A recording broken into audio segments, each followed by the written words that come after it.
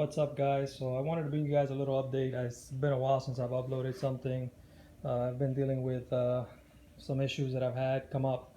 The biggest thing is the vehicle being stolen. So as some of you guys have seen in some of the other videos, I do also had a an Infiniti Q50 RS 400, and that vehicle was unfortunately stolen from my driveway a couple weeks back. So I've been dealing with the insurance and all the stuff that comes with that, along with trying to get another vehicle to replace it, to be able to drive around and stuff.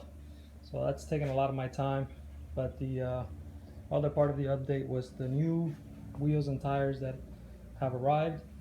Some of you have seen on some of the other videos, I used to run 18 by 10 F14 with 285 40 18 drag radial. Nothing wrong with those tires, they worked great. The only thing is I had a buddy of mine with a 2018 that liked the wheels. It worked for his setup. He runs normally 19 inch F14, so he wanted those. I sold them to him, and I decided to step down to a 17 by 9.5 to match the 17 by 4.5 that I run in the front. As far as traction, I don't really see it being a big difference, positive or negative. These tires being a little taller, it will affect the gearing a little bit. It will make my gearing longer effectively, but I think visually it will look a lot better. I wasn't really feeling the 18-inch back and 17-inch front. It looked a little off balance. So the new ones are, and sorry for the sun, but as you can see, 17 by 9.5, rocking a 305. See if I don't remember. 305 45 17 Mickey Thompson ET Street SS. So these things look badass. Tires are very beefy. A lot of sidewall, so hopefully my axles won't hate me for it. But we're gonna go ahead and put them on in the next couple days and see how they do now that the weather's clearing up. The other thing is I'm on my way now to my buddy's shop, about an hour and a half from here. Gonna be installing another mod that came in to match something that I had just put in a few weeks ago. So we're gonna go ahead and hop in the car and head up there so you guys can see what we're talking about.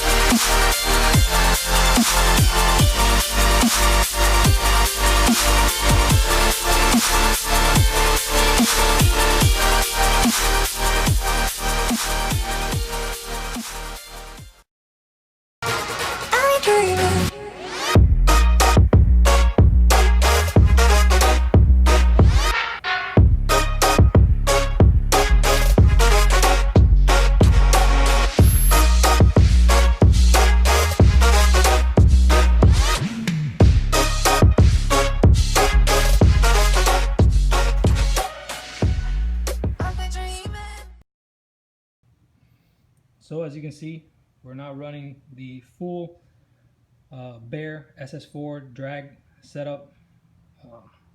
Honestly, I don't really feel much difference in the brake pedal. It feels pretty much the same as stock. I still have some brake-in procedure to follow. After 20 or 30 miles of normal driving, I have to brake from 60 to 15 miles an hour at different pedal pressures to get the pad to wear in properly. But from the drive home, it feels a lot like stock. I don't really feel much difference. This is not for those guys that do a lot of road course, obviously. This is meant for the guys that want about the same as stock brake performance, but with a lot less weight. So as you can see the shield on the factory rotor, how much bigger it is compared to the Bear rotor.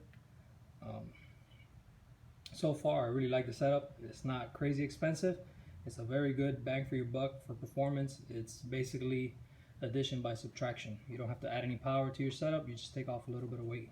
And if I have anything negative to say about it in the future, I'll be sure to let you guys know. But for now, I'm pretty happy with it.